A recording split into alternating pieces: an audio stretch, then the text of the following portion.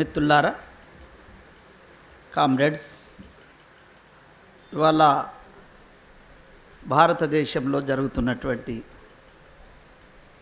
మారణహోమం అది ఆదివాసుల ప్రాంతంలో జరుగుతున్నటువంటిది. ఒక ప్రత్యేక ప్రపంచమంతా కూడా దానిపైన ఇవాళ దృష్టి పెడుతున్నటువంటి సందర్భం.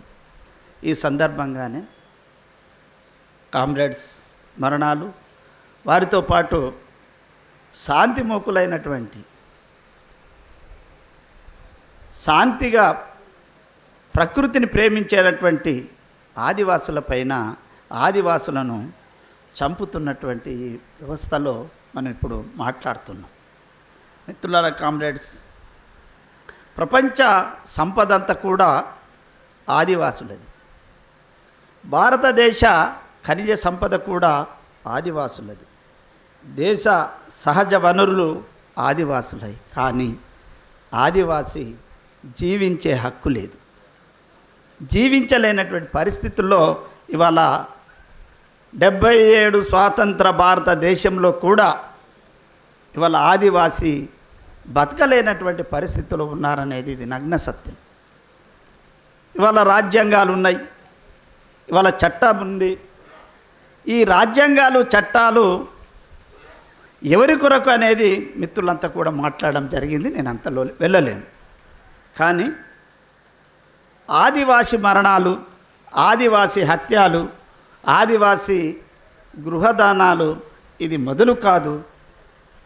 నిన్న మొన్న జరిగినట్టి కర్రెగుట్టలో జరిగినటువంటి ఒక హత్యలు, ప్రభుత్వ హత్యలు, ఇవి చివరి కావు. ఈరోజు ఎవరైతే చైతన్యవంతులు, ఎవరైతే శాంతియుతంగా ఒక మానవులుగా మనిషిని మనిషిగా ప్రేమించేటువంటి ప్రాంతాల్లో ఉన్నటువంటి వారి హక్కులు ఉల్లంఘన జరుగుతుంది. ఆ క్రమంలో, ఆ జరుగుతున్న క్రమంలో చైతన్యవంతులైనటువంటి కార్యకర్తలు పోతే వాళ్ళ మీద ముద్రలేసి వాళ్ళని చంపుతున్నటువంటి పరిస్థితి మనకు అగుపిస్తున్నటువంటి సత్యం. ఇవాళ భారతదేశంలో ఎవరైతే మతం కానీ మత ఛాందాసవాదులు వాళ్ళు చెప్పినట్టుగానే మనం ఒకసారి ఆలోచించుకుందాం. నేను కొంచెం టూకీగా టచ్ చేయగలుగుతాను తప్ప మనమందరం కూడా చైతన్యవంతులం. అమరత్వం నుంచి వాళ్ళు అమరత్వం ఎవరి కొరకు చేశారో ఈ అమరత్వం ఇప్పటిదేనా లేకపోతే గతంలో కూడా ఉన్నదా అనేటువంటి దాన్ని కూడా మనము చైతన్యవంతులం కాబట్టి మనకు అర్థమవుతుంది, మనం తెలుసు కూడా. ఒకవేళ ఇదే భారతదేశంలో అయితే మనం ఒకసారి ఆలోచించాల్సినటువంటి అవసరం ఉంది. ఈ ఛాందాసవాదులు, ఈ భారతదేశంలో పరిపాలిస్తున్నటువంటి మతవాదులు, వీరి యొక్క ఆలోచనలనే మనం ఆలోచించుకుందాం. వీరు ఎప్పుడైనా వీరి పద్ధతిలోనే వాళ్ళ యుగాల పేరు మీద త్రేతాయుగాలని, నవీన యుగాలని, ఈ యుగాలలో మనం ఒకసారి వాళ్ళ చెప్పిన పద్ధతిలో పోయినట్టయితే వాళ్ళు త్రేతాయుగం, ద్వాపర యుగంలో ఉన్నటువంటి రామాయణ భారతాలను ఒక్కసారి మనం ఆలోచించినట్టయితే వారు ఎవరిని చంపారు, ఎందుకు అక్కడికి వెళ్ళారు, ఆదివాసి ప్రాంతాల్లో వాళ్ళు చరిత్రలను రాశారు, ఎవరి చరిత్రను రాశారు. ఇవాళ మనం జరిగినటువంటి కర్రెగుట్ట, ఒరిస్సా లేదా ఛత్తీస్గఢ్ బార్డర్లో జరుగుతున్నటువంటి సంఘటన అది ఇప్పటిది కాదనేది, దాని వారసత్వమే ఇవాళ మనకు కంటిన్యూ జరుగుతున్నటువంటి సందర్భం.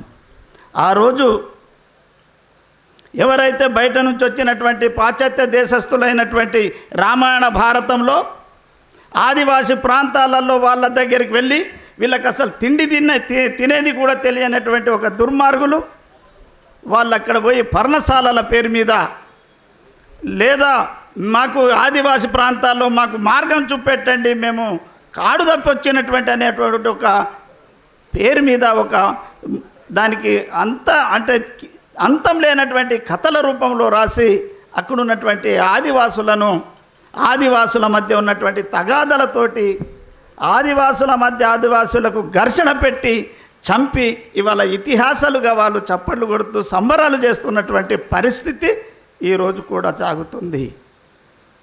అందుకే ఈ ఆదివాసుల మీద, ఈ ఆదివాసి ప్రాంతాల మీద ఆనాటి నుండి అక్కడ ఉన్నటువంటి సంపదను, ఆ ఆదివాసుల కాళ్ళ కింద ఉన్నటువంటి ధనాన్ని వీళ్ళు దోపిడీ చేయడం కొరకు ఒక భక్తి భావనలతోటి అక్కడికి వెళ్ళి ఆ రూపంలో ఉన్నటువంటి వాళ్ళ అమాయకత్వాన్ని ఆసరగా చేసుకొని వాళ్ళను మోసాలతోటి ఆ రోజు ఈ రామాయణ భారతాలలో మనం ఒకసారి చూసినట్టయితే ఇవాళ దానికి ఇవాళ జరిగినటువంటి సంఘటనను ఒక్కసారి చూసినట్టయితే ఇవాళ భారతదేశంలో ఉన్నటువంటి ఆదివాసి ప్రాంతాలలో కూడా అదే కోణంలో జరుగుతుందనేటువంటి విషయాన్ని మనం గుర్తించాల్సినటువంటి అవసరం ఉంది.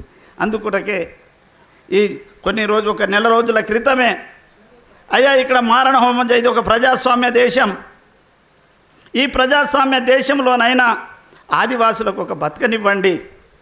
ఇవాళ ఆదివాసి ప్రాంతాలలో మీరు రకరకాల పేర్లు పెట్టి చంపుతున్నారు, వాళ్ళ మధ్య ఉన్నటువంటి ఘర్షణలు పెట్టి చంపుతున్నారు, మహిళలను అత్యాచారాలు చేసి నగ్నంగా ఊరేగింపు చేస్తున్నారు. మణిపూర్ లాంటి ప్రాంతాలలో కానీ ఇతర ఆదివాసి ప్రాంతాలలో జరుగుతున్న సంఘటనలు ఉన్నాయి.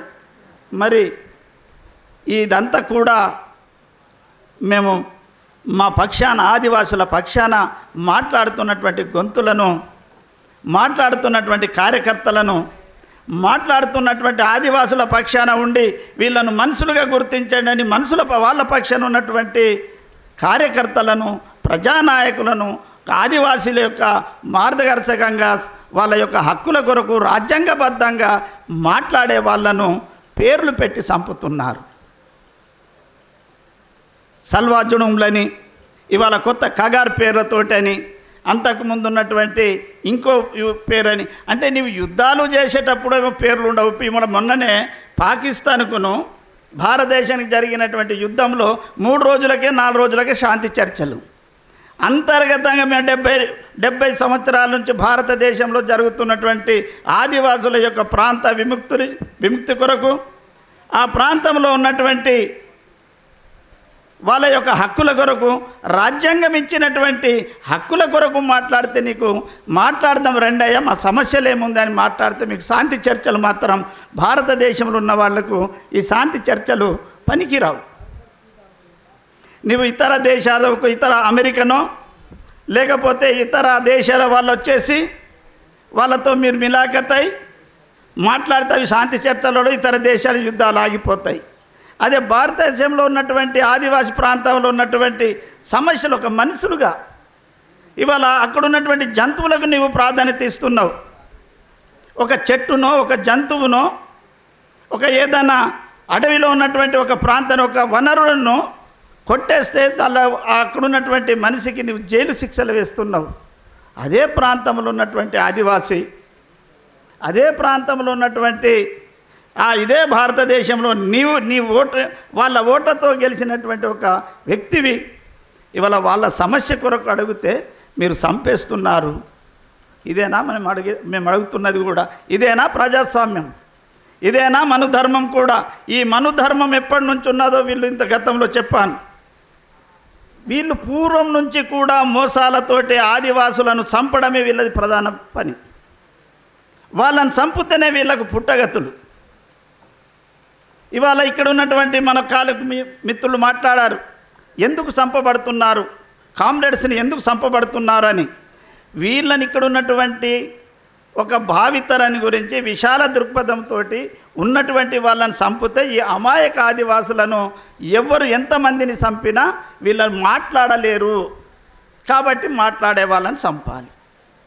ఆ కోణంతో వీళ్ళని చంపితేనే ఇక్కడ ఉన్నటువంటి వనరులు కానీ, ఆదివాసుల యొక్క భూములు కానీ, ఆదివాసుల యొక్క ఆ ప్రాంతంలో వనరులు కానీ, అక్కడ ఉన్నటువంటి ధనము ఏదైతుందో లోహాలు అవన్నీ వేరే దేశాలతోటి ఒప్పందాలతోటి పెట్టుకున్నటువంటి సామ్రాజ్యవాదులతో చేతులు కలుపుకున్నటువంటి వాళ్ళు, ఈ రాక్షసులు మానవ రక్తాన్ని రుచి మరిగినటువంటి వాళ్ళతో చేతులు కలిపి ఆదివాసులను చంపుతున్నటువంటి దీపాల మనం ప్రత్యక్షంగా చూస్తున్నాం. అందుకొరకే ఈ హత్యలు ఇది మొదలు కాదు, ఇవి చివరి కాదు. ఎప్పటికైనా ఆదివాసుల యొక్క చరిత్ర ఘనమైనటువంటి చరిత్ర.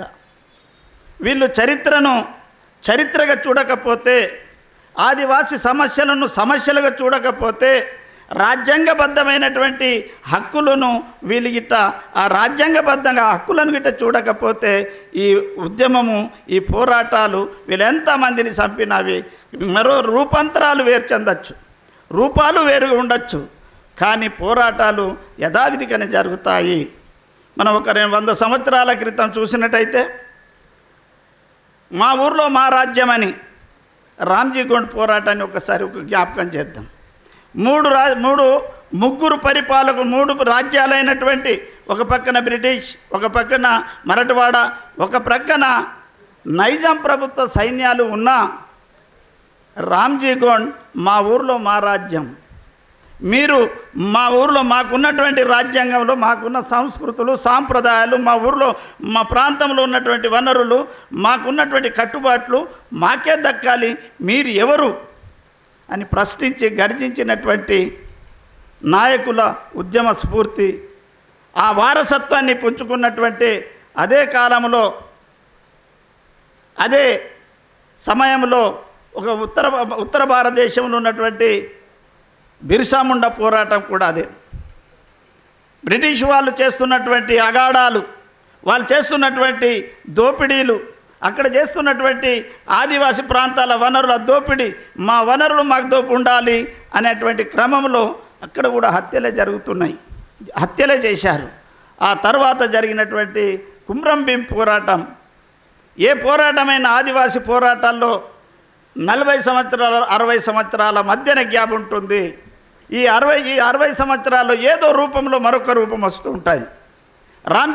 రామ్జీ గోండ్ తర్వాత బిర్సా ముండా భూమి మా ప్రాంతము, మా వనరులు మాకు దక్కాలనేటువంటి నినాదము, రామ్జీ గోండ్ అంతకంటే ముందు మా ఊర్లో మా రాజ్యము ఉండాలనేటువంటి ఒక నినాదము, ఆ తర్వాత వాళ్ళ వారసత్వంగా పుచ్చుకున్నటువంటి కుమ్రం భీం పోరాటం, జల్ జంగల్ జమీన్, అడవి మాది, నీరు మాది, ఈ వనరులు మాయి, నీకు ఇక్కడ ఎందుకు నీకు పెత్తనాలు, ఇక్కడ మీకు మేము ఎందుకు పన్నులు కట్టాలి, మా ఆదివాసులపైన, మా మహిళలపైన, మన యువకులపైన మీరు హత్యలు అత్యాచారాలు ఎందుకు చేస్తున్నారు అని ఆ రోజు అక్కడ కూడా శాంతి చర్చల ప్రకారంగానే జరిగితే, శాంతి చర్చలకు వ్యతిరేకంగా ఇక్కడ ఉన్నటువంటి నైజాం శాంతి చర్చలు రాకపోవడంతో ఉద్యమం మొదలైంది.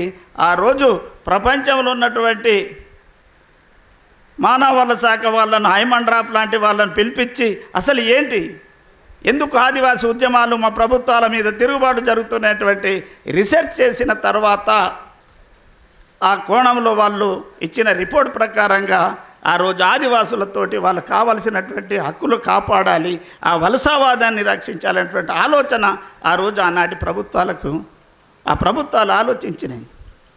ఆ తర్వాత ఆ వెంటనే 1940 తర్వాత ఇంద్రవెల్లి పోరాటం, భూమి భుక్తి విముక్తి, మా భూమి భుక్తి విముక్తి, అసలు మాకు మా భూమిలో మేము కొట్టినటువంటి మా పంటలు పండించినటువంటి భూమి మాకుంది, మేము ఇక్కడ ఉన్నటువంటి సావుకారుల నుంచి, దోపిడీ నుంచి మేము విముక్తి పొందాలి, మరి మా ప్రాంతంలో మేమే మా దోపిడీ నుంచి ఇక్కడ దోపిడీ చేసేవాళ్ళు రాకూడదు అనేటువంటి పోరాటంతో ఆ రోజు ఇంద్రవెల్లి పోరాటం జరిగింది. ఆ పోరాట వారసత్వమే ఇవాళ మొత్తం భారతదేశంలో ఇవాళ కర్రెగుట్ట వరకు కూడా మా ప్రాంతంలో రాకూడదు అంటే ఈ మనువాదులు, ఈ మతోన్మాదులు ఇవాళ భారతదేశాన్ని పరిపాలిస్తున్నటువంటి అఖండ భారతదేశం అనేటువంటి ఒక నినాదంతో మొట్టమొదటగా ఆదివాసి ప్రాంతాల్లో ఉన్నటువంటి వనరులను మనం తీసుకోవాలి, ఆదివాసులను మనం చేతిలో తీసుకోవాలని రకరకాల వాళ్ళ ఆలోచనలను ఆదివాసి ప్రాంతాల్లో ప్రవేశపెడుతున్నారు. ఆధ్యాత్మిక పేరుతోటి మా ఊర్లో మా గుళ్ళని, మా బడిలో మా ఊరు బడి అని, గుడులని, పూజలని, వాళ్ళ శాఖలని, ఇట్లా ఆదివాసులను కొంతమందిని తమ చేతిలో తీసుకుని ఆ ప్రాంతాన్ని అంతా కూడా ఇవాళ తీసుకోవాలనుకున్నటువంటి ఆలోచనలో ఇవాళ కేంద్ర ప్రభుత్వం ఉంది. వాళ్లకు వత్తాసు పలుకుతున్నటువంటి రాష్ట్ర ప్రభుత్వాలు వీళ్ళు కూడా ఈ రాష్ట్ర ప్రభుత్వాలు కూడా ఏదైతే ఆదివాసీ ప్రాంతాలను వశపరుచుకోవాలి, వీళ్ళంతా కూడా ఇంతకుముందు మిత్రులు మాట్లాడారు, సామ్రాజ్యవాదులకు ఇక్కడ ఉన్నటువంటి ధనాన్ని పంచడం కొరకు, వాళ్ళని ఇక్కడ ఉన్నటువంటి వీళ్ళను ఆపేయడం కొరకు, వీళ్ళలో ఉన్నటువంటి ఆదివాసులను మొత్తం మీద మన చేతుల్లో మనం చెప్తేనే వెళ్ళిపోవాలంటే వీళ్ళు చైతన్యవంతమైనటువంటి కార్యకర్తలు ఉన్నారు.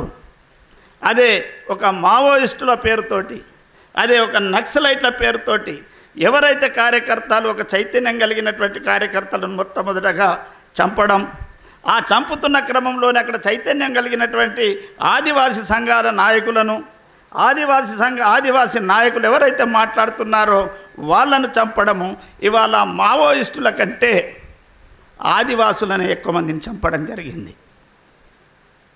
ఇది ఇక్కడనే కాదు, పూర్వం నుంచి కూడా ఆదివాసులే చావడం, ఆదివాసి ప్రాంతాలే పరాయీకరణ అవ్వడం, వాళ్ళ సంస్కృతులు కూడా వెళ్ళిపోవడం, వాళ్ళ ఆచారాలు వెళ్ళిపోవడం, ఇవన్నీ జరుగుతున్న సందర్భంలో ఇవాళ మనం ఇక్కడ మాట్లాడుతున్నాం.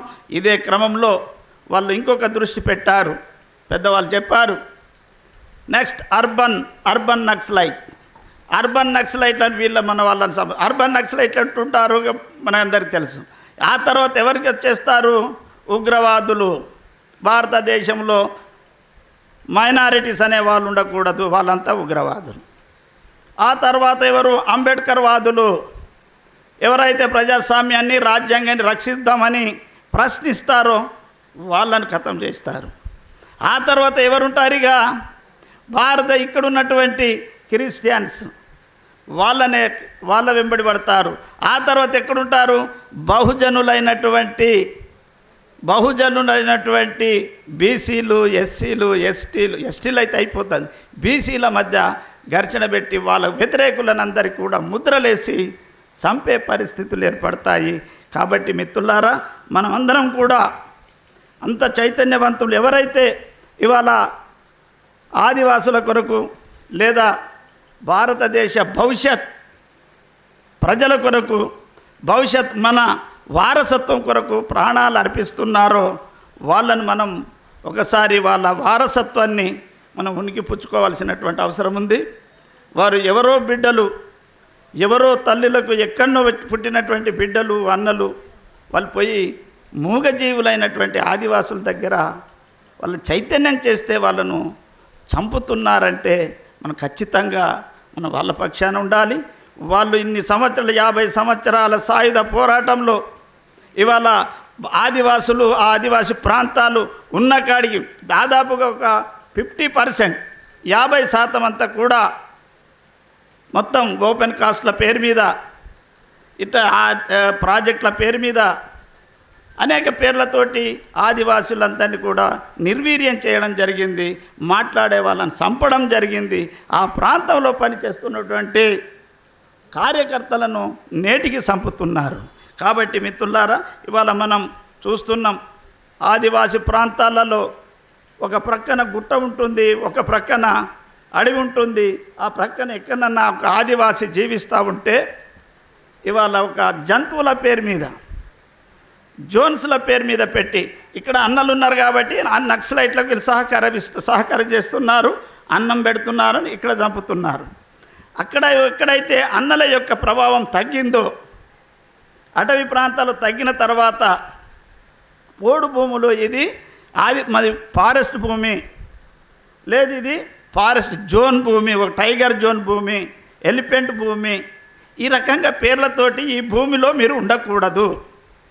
ఇవాళ ఆదిలాబాద్ ప్రాంతాల్లో టైగర్ జోన్ కింద చాలా గ్రామాలను వేరే ప్రాంతాలకు పంపించడం జరిగింది. వాళ్ళ పరిస్థితిని మనం ఒకసారి చూస్తే అర్థమవుతుంది.